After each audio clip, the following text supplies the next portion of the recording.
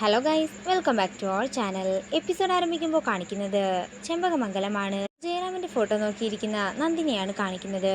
ഒരുപക്ഷെ ജയറാമേട്ടൻ ഉള്ളപ്പോഴാണ് എൻ്റെ വയറ്റിൽ ജയറാമേട്ടൻ്റെ ജീവനാംശം ഉണ്ടെന്നറിഞ്ഞിരുന്നതെങ്കിൽ ഈ ലോകത്ത് ഏറ്റവും കൂടുതൽ സന്തോഷിക്കുന്നത് ഞാനായിരുന്നേനെ. പക്ഷേ ഇപ്പോൾ ഞാൻ എന്ത് മുഖവും വെച്ച ആൾക്കാരുടെ മുഖത്തേക്ക് നോക്കുക. നിങ്ങൾ എപ്പോഴും എന്നെ ചതിച്ചിട്ടേ ഉള്ളൂ. ഇപ്പോഴും അങ്ങനെ തന്നെയാണ്. ആദ്യം ഞാൻ അനിയത്തിയെ കണ്ട മാധുരിയുടെ ഒപ്പം പോയി.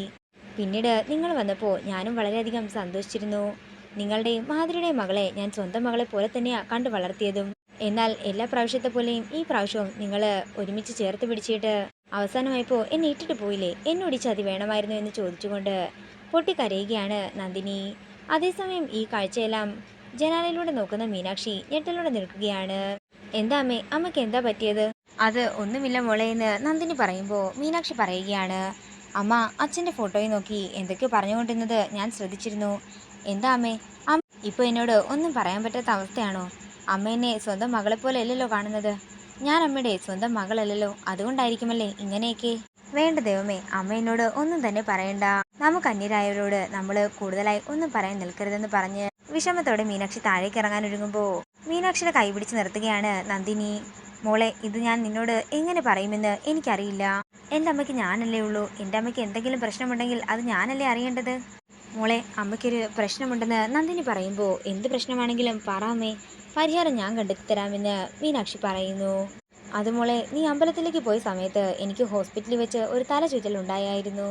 എന്നിട്ട് ആരൊക്കെയോ കൂടി എടുത്തുകൊണ്ടാ എന്നെ ഡോക്ടറിൻ്റെ അടുത്തേക്ക് കൊണ്ടുപോയത്. ഡോക്ടർ പരിശോധിച്ചിട്ട് എന്ത് പറഞ്ഞമ്മേ? എന്താണെങ്കിലും എൻ്റെ അടുത്ത് തുറന്നു പറയാൻ മീനാക്ഷി പറയുമ്പോൾ ക്യാൻസർ ആയിരുന്നെങ്കിൽ പോലും എനിക്ക് ഇത്രയും വിഷമം ഉണ്ടാകില്ലായിരുന്നു മോളെ എന്ന് നന്ദിനി പറയുന്നു. ഞാനൊരു അമ്മയാകാൻ പോകുന്നതാ മോളെ പറഞ്ഞതെന്ന് പറഞ്ഞ് നന്ദിനി പൊട്ടിക്കരയുമ്പോൾ സന്തോഷത്തോടെ നിൽക്കുകയാണ് മീനാക്ഷി. ദൈവമേ, എന്താ പറഞ്ഞത്? എനിക്കൊരു അനിയനോ അനിയത്തിയോ ജനിക്കാൻ പോകുന്നെന്നോ? എൻ്റെ അമ്മേ, ഇതിൽ പരം വലിയൊരു സന്തോഷം എനിക്കുണ്ടാകുമോ എന്ന് ചോദിച്ചുകൊണ്ട് നന്ദിനിയെ ചേർത്ത് പിടിച്ച് ഉമ്മ കൊടുക്കുകയാണ് മീനാക്ഷി. ഞാൻ എത്രയും പെട്ടെന്ന് തന്നെ ഈ ഗുഡ് ന്യൂസ് എല്ലാവരെയും അറിയിക്കട്ടെ എന്ന് പറഞ്ഞുകൊണ്ട് മീനാക്ഷി താഴേക്ക് പോകുമ്പോൾ വേണ്ടെന്ന് പറഞ്ഞുകൊണ്ട് നന്ദിനിയും മീനാക്ഷിയുടെ പിന്നാലെ തന്നെ താഴേക്ക് ഇറങ്ങി ചെല്ലുന്നു. പെട്ടെന്ന് തന്നെ നന്ദിനി മീനാക്ഷി തടയുകയാണ്. വേണ്ട മോളെ, ഇപ്പോൾ ഈ കാര്യം എല്ലാവരോടും പറഞ്ഞാൽ എല്ലാവരുടെയും ചൂണ്ടുവിരല് എൻ്റെ നേരെയായിരിക്കും. ചിലപ്പോൾ അവരെല്ലാം എന്നെ സംശയിച്ചെന്നും വരാം. അതൊന്നും എനിക്കൊരിക്കലും താങ്ങാനാകില്ല.